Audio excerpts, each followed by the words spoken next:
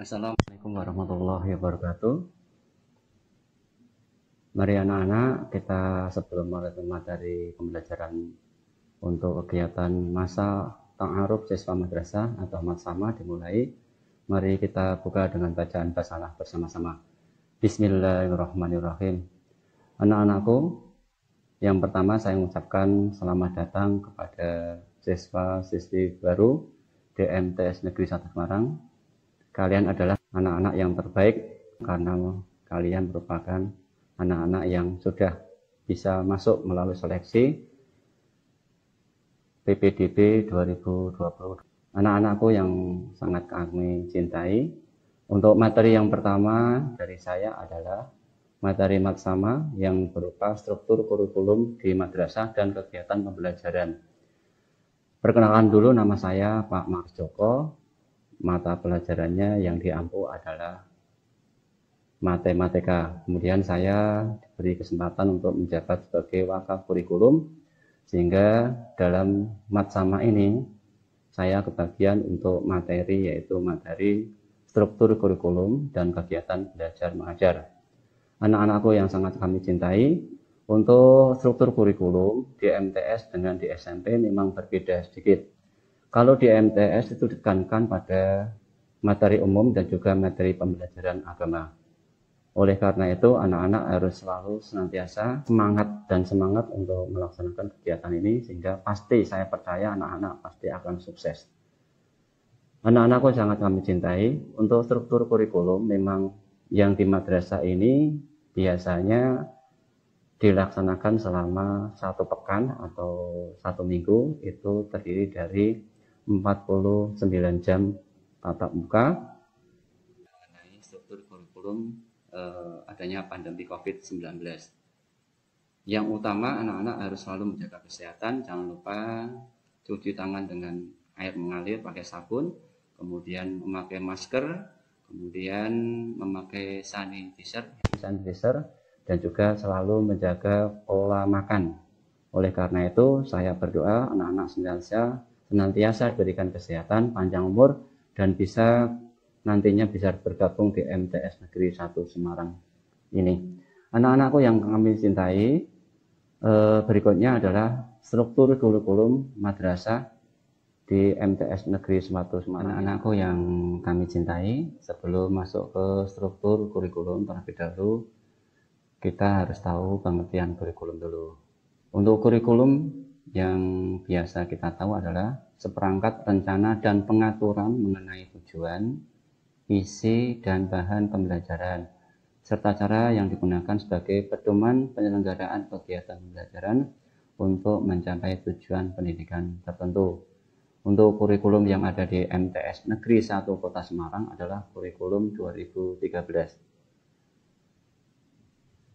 Untuk itu, anak-anak harus siap benar-benar bergabung di sini untuk melaksanakan kegiatan pembelajaran menggunakan kurikulum 13, itu dengan tujuan adalah menjadikan anak-anak menjadi anak-anak yang mempunyai karakter disiplin, karakter mandiri, karakter dan lain sebagainya, termasuk dalam kegiatan karakter keagamaan.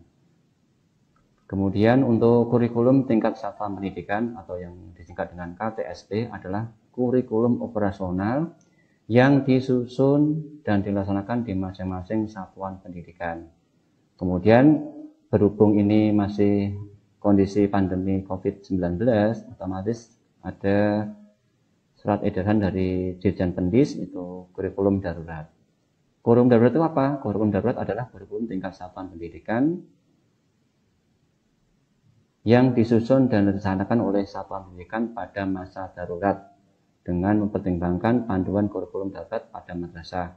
Rambu-rambu ketentuan yang berlaku serta kondisi ketersediaan masing-masing satuan pendidikan di masa darurat, maka di masa darurat yang dimaksud bukan hanya pada masa darurat wabah COVID-19, tetapi berlaku juga pada masa darurat terjadi bencana alam, huru-hara, dan sebagainya. Pada masa kali ini, untuk kegiatan pembelajaran memang kita masih menunggu dari pemerintah kapan boleh masuk, kapan boleh memakai pembelajaran daring. Untuk Matsama untuk tahun ini memang kita menggunakan daring atau dalam jaringan, sehingga anak-anak harus senantiasa selalu siap membuka WA, karena nanti untuk kegiatan-kegiatan semua informasi adalah di wali kelas masing-masing.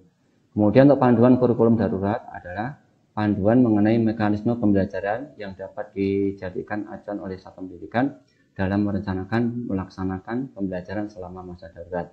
Untuk anak-anak nanti, untuk pembelajaran Matsama dan juga pembelajaran kegiatan sehari-hari, KBM-nya menggunakan dalam jaringan. Kalau di MTS ini menggunakan namanya pembelajaran e-learning. Nanti anak-anak akan mendapatkan username dan password dari masing-masing wali kelas sama-sama, sehingga nanti pembelajarannya selama masa pandemi sebelum ada instruksi dari pemerintah, madrasah belum berani untuk mendatangkan siswa-siswi baik kelas 7, 8, dan kelas 9. Untuk itu anak-anak senantiasa siap untuk melaksanakan kegiatan daring menggunakan jaringan dalam internet, sehingga anak-anak harus siap senantiasa setiap harinya. Nanti dilihat jadwalnya akan dibagikan oleh wali kelas masing-masing. Anak-anakku, siswa kelas 7 yang sangat saya banggakan, saya cintai, untuk struktur kurikulum yang ada di madrasah tahun 2020 tahun 2021 itu terbagi menjadi 2 kelompok. Yang kelompok yang pertama adalah yang nomor 1 adalah pendidikan agama Islam. Di sini tertuliskan bahwa di MTS memang khusus untuk pendidikan agama itu ada 1, 2, 3, 4 ditambah dengan bahasa Arab ditambah dengan PTG, sehingga ada 6 mata pelajaran agama yang nanti dalam struktur ini nanti anak-anak akan mendapatkan pembelajaran setiap minggunya. Itu untuk Al-Quran hadis kelas 7 2 jam, kelas 2 kelas 7, 8, 9 masing-masing 2 jam. Kemudian akidah akhlak sama kelas 7, 8, 9 2 jam. fikih kelas 7 2, kelas 8 2, kelas 9 juga 2 jam. SKI sejarah kebudayaan Islam juga sama. Untuk kelas 7 untuk strukturnya juga 2, kelas 8 2, dan kelas 9 juga 2. Kemudian untuk pendidikan Pancasila dan kewarganegaraan masing-masing kelas mendapatkan 3 jam tatap muka setiap minggunya. Kemudian bahasa Indonesia itu yang mapel setiap minggunya masing-masing kelas mendapatkan 6 jam pembelajaran. Kemudian bahasa Arab ini yang menggunakan bahasa Al-Quran itu setiap minggunya mendapatkan jatah 3 jam, 3 jam, 3 jam. Kemudian untuk matematika yang mapel mata ujian nasional untuk kelas 7, 8 itu 5 jam, untuk kelas 6, 6 jam. Mengapa demikian? Karena kelas 3 itu orientasinya adalah persiapan ujian nasional. Kemudian untuk IPA pun sama, kelas 7, 8, dan 9. Kelas 7, 8, 5 jam, kelas 9-nya 6 jam juga untuk persiapan ujian nasional. Kemudian untuk IPS masing-masing kelas adalah 4 jam, 4 jam, 4 jam. Kemudian bahasa Inggris sama 4 jam, 4 jam, 4 jam. Kemudian untuk kelompok B itu seni budaya, itu di MTS mendapatkan jam, 2 jam, 2 jam, 2 jam. Untuk pendidikan jasmani dan olahraga kesehatan masing-masing kelas mendapatkan 3 jam. Kemudian untuk muatan lokal yang ada di MTS adalah 1 bahasa Jawa 2 jam kelas 7, 2 jam kelas 8, dan kelas 9 1 jam. Untuk 1 jamnya untuk ini masuk ke Mapel UN karena juga untuk persiapan ini ujian nasional. Kemudian ada BTG baca tulis Al-Quran, ini juga masuk ke dalam jam. Begitu juga dalam ekstra nanti apabila siswa-siswi kelas 7 tidak bisa baca Al-Quran, Madrasah Sanawiyah juga menyediakan bimbingan atau ekstrakurikuler mengenai tata cara membaca Al-Quran, juga baca tulis Al-Quran. Kemudian ada tambahan satu lagi yaitu bimbingan konseling, itu nanti dari BK akan masuk kelas yang pertama untuk memberi motivasi anak-anak, menjelaskan penyelesaian masalah, dan juga untuk memberikan masukan pada anak mau melanjutkan sekolah di mana, nanti semuanya bisa konsultasi kepada guru BK atau bimbingan konseling. Untuk struktur standar, struktur yang biasa dilaksanakan MTS adalah 49 jam untuk kelas 7, 8, dan 9. Untuk pembelajarannya dimulai dari jam 6.45 sampai jam 14.30, sehingga anak-anak harus siap termasuk dalam membawa bekal baik minum maupun makanan. Di MTS juga ada kantin, itu kantinnya ada 3. Apabila anak-anak tidak sempat membawa, nanti di madrasah juga ada kantin.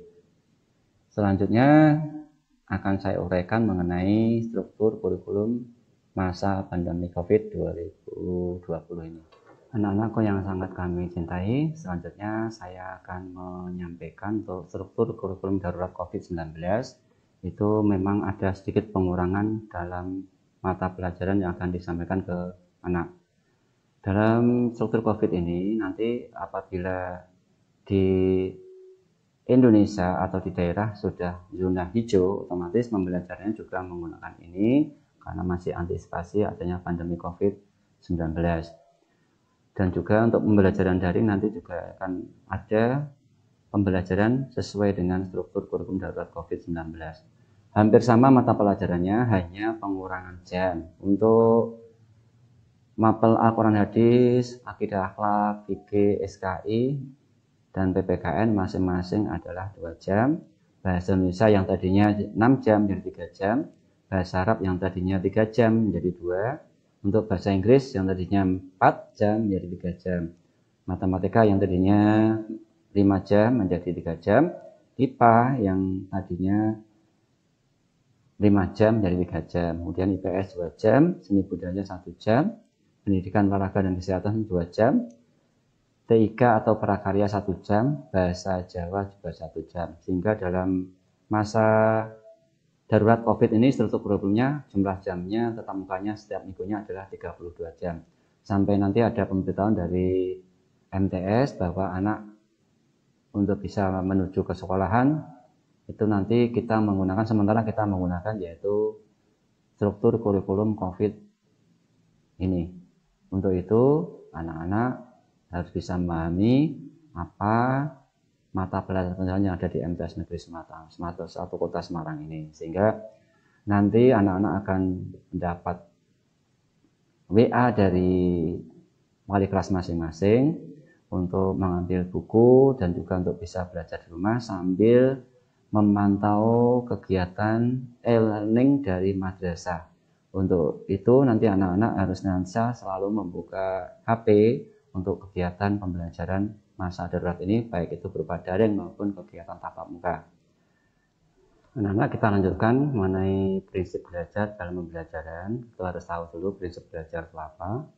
Prinsip belajar adalah landasan berpikir, landasan berpijak, dan sumber motivasi agar proses belajar mengajar dapat berjalan dengan baik antara pendidik dengan peserta didik. Prinsip ini dijadikan sebagai dasar dalam upaya pembelajaran baik bagi siswa maupun bagi guru dalam upaya untuk mencapai hasil yang diinginkan. Harus Bapak Ibu guru maupun anak-anak juga harus tahu apa itu prinsip belajar. Menurut Dimyati tahun 2019 halaman 42, prinsip-prinsip belajar itu adalah sebagai berikut, ada 7. Yang pertama adalah perhatian dan motivasi. Untuk itu anak-anak harus senantiasa mempunyai motivasi dan perhatian terhadap kegiatan pembelajaran. Orang sukses itu harus selalu punya motivasi, punya daya juang yang tinggi. Kalau kalian punya daya juang yang tinggi, otomatis anak-anak akan berhasil. Apabila Bapak Guru menerangkan, otomatis anak-anak harus memperhatikan. Itu baik dalam pembelajaran daring maupun dalam pembelajaran tatap muka. Itu harus ada perhatian khusus pada pembelajaran, pada gurunya, pada bukunya, dan juga pada motivasi yang ada di dalam diri anak-anak. Yang kedua, untuk prinsip belajar kedua adalah keaktifan. Anak-anak harus selalu aktif. Aktif gimana? 1, aktif belajar. 2, harus aktif dalam berangkat sekolah. Jangan sampai dalam 1 semester bolosnya ada lebih dari 3 tanpa keterangan. Kalau sakit tidak apa-apa, tapi kalau tanpa keterangan itu yang nantinya akan mengurangi nilai dari keaktifan para siswa. Itu akan dipertimbangkan untuk kenaikan kelas. Yang ketiga adalah keterlibatan langsung dalam berpengalaman. Artinya apa? Anak-anak selalu terlibat dalam kegiatan pembelajaran. Harus aktif dan terlibat. Kalau anak-anak tidak aktif dan terlibat, otomatis pembelajaran akan gagal. Kalau anak-anak langsung terlibat dalam pembelajaran, punya motivasi, punya keaktifan, otomatis anak-anak akan benar-benar jadi anak yang unggul. Kemudian harus ada prinsip yang keempat adalah pengulangan. Jika seorang anak ingin sukses, apabila seorang guru itu sudah menerangkan, otomatis anak-anak di rumah harus mengulangi apa yang disampaikan Bapak Ibu guru di sekolah maupun dalam masa pandemi ini atau dalam pembelajaran daring. Jadi dibaca. Kalau tidak jelas tanya orang tua atau tanya guru les yang punya guru les. Kemudian yang kelima, prinsip belajar 5 adalah tantangan. Tantangan itu apa? Anak-anak harus punya tantangan untuk bisa mengerjakan soal-soal yang tingkatnya lebih sulit lagi. Kalau tidak bisa, otomatis anak-anak harus lebih belajar lagi, lebih giat belajar lagi, tanya informasi dan tanya orang-orang yang sudah berpengalaman. Yang keenam, prinsip 6 adalah balikan dan penguatan. Untuk anak-anak dalam balikan ini harus ada namanya uji kesiapan dari anak-anak. Artinya apa? Harus ada ulangan, meskipun ada soal-soal yang mungkin bisa membuat soal bisa dikerjakan maupun cari buku-buku lain yang ada soal-soalnya sehingga anak-anak bisa mengerjakan soal. Atau mungkin disuruh mencarikan guru atau mungkin kakak kelas untuk membuatkan soal, anak-anak harus siap untuk mengerjakan. Yang terakhir untuk prinsip belajar yang terakhir adalah perbedaan individu. Setiap anak pasti punya keunggulan masing-masing. Jadi anak-anak tidak boleh merendahkan atau mungkin mencela teman yang tidak bisa mengerjakan. Harus berikan motivasi, berikan penguatan dan juga berikan perhatian agar anak-anak yang lain bisa mengikuti kegiatan pembelajaran. Anak-anak, sekarang kita lanjutkan mengenai kegiatan belajar mengajar. Kegiatan belajar mengajar yang ada di madrasah ini adalah tujuannya adalah setelah mengikuti uraian kegiatan ini, diharapkan siswa baru dapat memahami arti belajar, cara belajar yang baik dan dapat dimanfaatkan waktunya dengan sebaik-baiknya atau bisa memanfaatkan waktu sebaik-baiknya. Yang pertama, pengertian dari belajar itu apa? Belajar, setiap manusia dilahirkan dalam badan belum tahu apa-apa dan tidak berilmu. Dan setiap manusia dituntut untuk memiliki ilmu dapat digunakan untuk berusaha memperoleh sesuatu yang menjadi kebutuhan hidupnya di muka bumi ini. Salah satu cara untuk mendapatkan ilmu adalah dengan belajar. Kemudian belajar salah satunya dengan membaca buku, lalu berusaha untuk menyimpan di otak kita, itu adalah juga belajar. Mengamati pekerjaan orang lain, itu juga belajar. Berusaha meniru untuk yang baik-baik, itu juga belajar. Bertanya kepada seorang termasuk juga dalam belajar. Ikut melakukan suatu kegiatan dilakukan oleh orang tua maupun terampil, termasuk juga belajar. Jadi belajar adalah usaha untuk memperoleh pengetahuan, sikap atau keterampilan hidup. Belajar dapat pula diartikan sebagai proses perubahan tingkah laku dari yang tidak tahu menjadi lebih tahu. Dan juga belajar itu untuk budi pekerti, pembentukan budi pekerti, karakter menjadi baik dan tidak yang belum terampil menjadi terampil. Itu pengertian dari belajar. Seorang dikatakan berhasil belajar apabila terjadi perubahan sikap. Dirinya yang dulunya tidak tahu menahu, sekarang sudah bisa tahu. Yang dulunya tidak terampil, sekarang bisa terampil. Yang dulunya tidak bisa mengerjakan matematika, sekarang sudah pandai mengerjakan. Itu termasuk tergantung orang-orang yang belajar. Kalau tidak ada perubahan, berarti pembelajarannya tidak berhasil. Anak-anak harus senantiasa untuk belajar dan belajar untuk mencapai cita-cita. Kemarin kalian waktu PPDB banyak yang cita-citanya menjadi dokter, menjadi dosen, menjadi pilot, menjadi bapak ibu guru. Nah itu belajarlah cita-citamu seperti itu dengan belajar dan belajar. Kalau dengan belajar, insya Allah semua apa yang kalian cita-citakan pasti akan terlaksana atau terkabul. Amin, Allahumma amin. Anak-anakku yang sangat kami cintai, selanjutnya saya akan menguraikan mengenai faktor yang mempengaruhi belajar. Jadi ada beberapa faktor yang mempengaruhi kesuksesan seorang dalam belajar. Apalagi anak-anak nanti mulai belajar di tingkat menengah pertama ini, otomatis harus tahu faktor-faktor apa saja yang mempengaruhi belajar. Faktor-faktor yang mempengaruhi belajar itu ada dua. Yang pertama, faktor yang berasal dari dalam diri siswa atau faktor internal. Dan juga faktor yang kedua adalah faktor yang berasal dari luar siswa, yaitu faktor eksternal. Untuk faktor dari dalam diri atau internal itu ada 4. Yang pertama adalah 1, kesehatan.